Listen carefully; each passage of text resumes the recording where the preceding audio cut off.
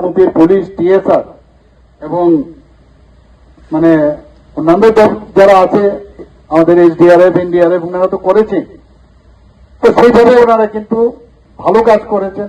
এর জন্য আমরাও অনেকটা নিশ্চিন্ত ছিলাম যে পুলিশ আছে ওখানে। তো এই ধরনের কাজও ওনারা করেন সারাক্ষণ ধরে। আর পুলিশের কাজ আর ডাক্তারদের 24/7, ওরা অনেক সময় ভুলে যায়। 24/7 তাদের কাজ করতে হয়। আমাদের সারা ভারতবর্ষে যদি আমরা দেখি, মামলার হার 442টা যদি দেখি, ত্রিপুরায় কটা যদি তুলনা করি 110টি। এগুলো আমাদের বুঝতে হবে যে তারপরেও সারা ভারতবর্ষের তুলনায় আমাদের এখানে মামলা কটা হচ্ছে, অর্থাৎ সেই তুলনায় কিন্তু অপরাধের সংখ্যাটা বা যে চিত্র মাঝে মাঝে বিরোধী হোক বা পত্রপত্রিকায় লেখা হয়, তাটা কিন্তু আরেকটা বলছে। এবং আমি বারবার বিধানসভায় বলি, 28টা যে পূর্ণ রাজ্য আছে তার মধ্যে ল অ্যান্ড অর্ডারের কথা যদি বলা হয়, ত্রিপুরা নিচের দিকটা এখন 3য় স্থানে আছে। গত বছর 5ম স্থানে ছিল, এবার সেটা 3rd পজিশনে এসেছে। সারা দেশে প্রতি লক্ষ জনসংখ্যা যদি আমরা দেখি, তাতে করে 60.8 সেটা মানে মামলা হয়, আর ত্রিপুরার গড় হচ্ছে 11.9। ভাবুন তাহলে আমাদের কত কম এখানে মামলা হচ্ছে। আমরা মাদক সংক্রান্ত বিষয়ে আপনারা জানেন যে নর্থ ইস্টের মধ্যে 2nd হাইয়েস্ট আমরা, যেখানে সিজারের দিক দিয়ে আমাদের এই যে পুলিশ বাহিনী এবং অন্যান্য লাইন ডিপার্টমেন্টের সহায়তায় সবচেয়ে বেশি পরিমাণে এখানে কিন্তু সিজার এবং ডিস্ট্রাকশনের দিক দিয়েও আমরা 2য় স্থানে আছি। আমাদের এখন পর্যন্ত 182 যে রোহিঙ্গা এবং 941 বাংলাদেশি এবং টাউটও কিন্তু আছে, মানে টাউট আছে, মানে মোবাইল ব্যবহার করে ওই পারে টাউটকে বলে যে রাস্তা খোলা আছে তাড়াতাড়ি চলে এসো, সেখান থেকে গৃহপালিত পশু যে নিয়ে যায় এবং হিউম্যান ট্রাফিকিং হয়, সেটাও কিন্তু আমরা অনেকটা সেই দিক দিয়ে আমাদের পুলিশ সেটা কাজ করছে। এবং আপনারা জানেন যে পুলিশকে আমি এর জন্য আমি ধন্যবাদ দেব। এখানে আমাদের সরকার আসার পর আপনারা দেখেছেন গত 2-3 বছর ধরে যেভাবে নির্বাচনের সময় বোঝা যায় যে কোন জায়গায় কিরকম আইন শৃঙ্খলা। এবং প্রথম এখানে যে আমাদের আগরতলাতে 4টে জায়গায় বাই ইলেকশন হয়েছিল, পরবর্তী সময়ে বক্সনগরে 2টো জায়গায় বাই ইলেকশন হয়েছে এবং বিধানসভা ইলেকশন হয়েছে এবং লোকসভার ইলেকশন হলো, 3স্তরীয় পঞ্চায়েতের ইলেকশন হলো, 3টায় পঞ্চায়েত। পুলিশ এত সুন্দরভাবে কাজ করেছে, 1-2 ছিটে ফাটা কথাবার্তা বলতে পারে, এইদিকে এটা হয়েছে এটা হয়েছে না, 100% কি করে সম্ভব হবে না কোনোদিন। কিন্তু দেখতে হবে ওভারঅল যেভাবে ওনারা শান্তিপূর্ণভাবে এই ইলেকশনগুলো করিয়েছে, সত্যি প্রশংসার দাবি রাখে। চাকরির ক্ষেত্রে, পুলিশের ক্ষেত্রে আমি বলবো যে 119 জন এসআই এবং কনস্টেবল রেগুলার চাকরি পেয়েছে পুলিশে। টিএসআর আপনারা জানেন যে আইআর ব্যাটালিয়ন যেটাকে বলি আমরা, 2টো ব্যাটালিয়ন আমরা এখানে গঠন করা হয়েছে এবং এর মধ্যে প্রায় 1413 জন টিএসআর জওয়ান এবং এর মধ্যে মহিলারাও এর মধ্যে কিন্তু চান্স পেয়েছে। তাছাড়া গ্রেড সি এবং গ্রেড ডি 288 জন রেগুলার বেসিসে এই পুলিশ ডিপার্টমেন্টে চাকরি পেয়েছে।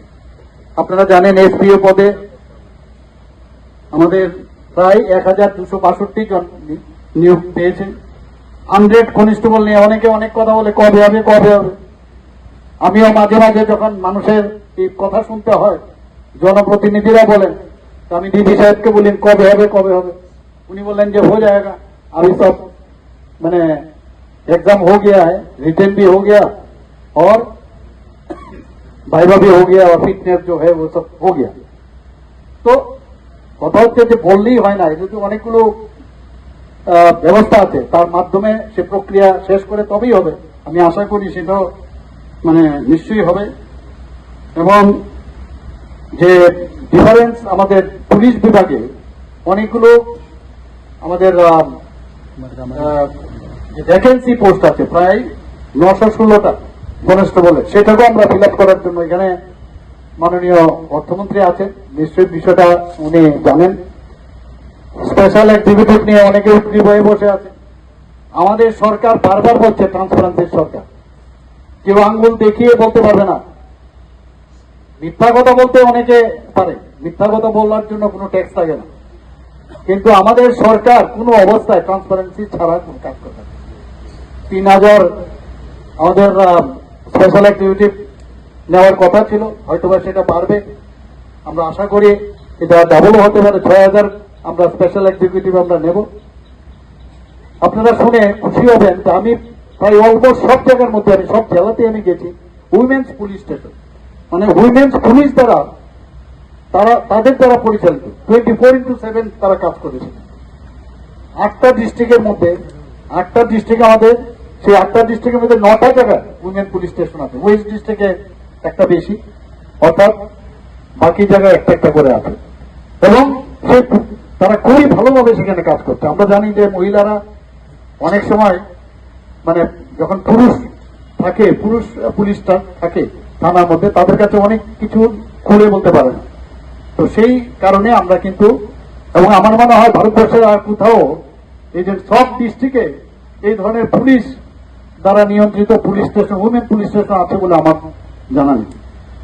ত্রিপুরায় থানার সংখ্যা প্রায় 82, এর মধ্যে আবার যে গভর্নমেন্ট রেলওয়ে পুলিশ যেটা জিআরপি বলা হয় প্রায় 6টি, ফাঁড়ির সংখ্যা প্রায় 33। আমরা মাননীয় প্রধানমন্ত্রীজি বারবার বলছেন মানুষকে যতক্ষণ ধরে শান্তি সম্প্রতি যদি না থাকে কোন স্টেটে, রাজ্যে বা দেশে, তাহলে কোনোদিন সেখানে ডেভেলপমেন্ট হবে না। জম্মু এন্ড কাশ্মীরের অবস্থা আগে দেখেছেন আমরা, সেখানে টেররিস্টদের, নর্থ ইস্টে আমাদের ত্রিপুরাতেও আপনারা দেখেছেন কি অবস্থা ছিল, মানুষ ভয় পেত ত্রিপুরার নাম শুনলে। কালকেও আমি একটা জেলাতে গিয়েছিলাম, ধলাই ডিস্ট্রিক্টে, সেখানেও একটা আমাদের টুরিস্ট স্পট, সেটাকে আমরা উদ্বোধন করলাম। তো যখন মানুষ শুনবে, গোয়ার মধ্যেও যখন একটা ঘটনা শুনে মানুষ কিন্তু সেখানে যেতে চায় না। তো যখন একটা স্টেটে যখন আইন শৃঙ্খলা ঠিক থাকবে, ওখানে শান্তি প্রতিষ্ঠিত হবে, ডেভেলপমেন্টও হবে, টুরিস্টরাও, মানুষও কিন্তু কেনা আসবে। আপনারা জানবেন এর মধ্যে চক্রান্ত করে একটা খবর সমস্ত অল ইন্ডিয়াতে, সমস্ত ভারতবর্ষের তথা পৃথিবীর মধ্যে এটা ভাইরাল হয়ে গেছে যে এইডসে নাকি এখানে প্রচুর লোক মারা গেছে।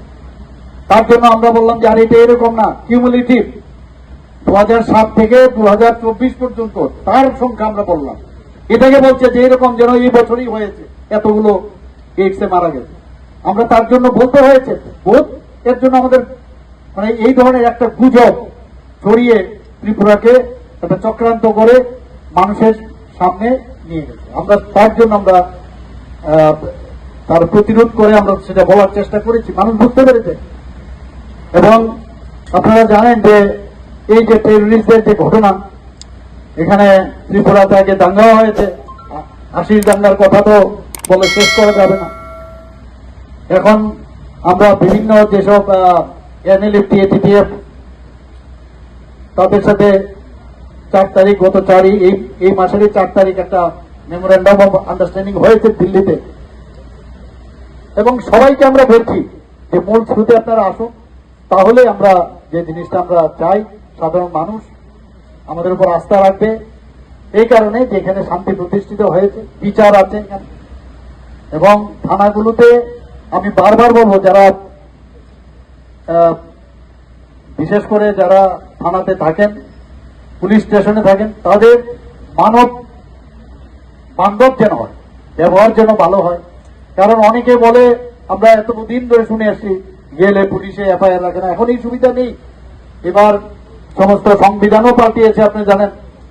তো সব মিলে মানুষের জন্য আমাদের কাজ করতে হবে, এবং আশা করি এই যে এসপি অফিস এখানে তৈরি হবে। আমাকে ডিজি সাহেব বলছিলেন যে মাত্র 2 কোটি টাকা দিয়েছে, তাই বললাম নিশ্চিন্ত রাখেন, পুরো টাকা আপনি পাবেন, কারণ আমাদের সাথে এখানে বসে আছেন ফিনান্স মিনিস্টার এবং 2 কোটি টাকার বলছে যে এতে করে সমস্যা হয়ে গেছে, এত কম টাকায় টেন্ডার করলে তো হবে না। আমি বললাম না, এটা তো পুরো টাকারই হবে। আর যদি দেখা যায় ডেভিয়েশন আছে, তার জন্য আমাদের সরকার তো কোনো জায়গায় এই বিষয়ে ডেভেলপমেন্টের বিষয়ে আমরা কোনো সময় মানে উই আর নট মাইজার। তো সেই বিষয়ে আপনাদের এই জেলার খুব আইন শৃঙ্খলা বজায় থাকবে এবং মানুষের সেটা কাজে আসবে। আমি আবার এখানে আসার কারণে আমাদের বিজি সাহেব বলছিলেন, এটা সবাই বলেন কোথাও গেলে, যে আমার মানে ব্যস্ততম যে সময় তার মধ্যে বেছে নিয়ে এখানে আসলাম, এটির মধ্যে আমার ব্যস্ততম। এখানে আসা তো একটা ব্যস্ততম, যেখানে যেখানে যাই তো এটাও তো ব্যস্ততমের মধ্যে একটা অংশ। কাজে এটা বলে কিন্তু আই এম ভেরি হ্যাপি।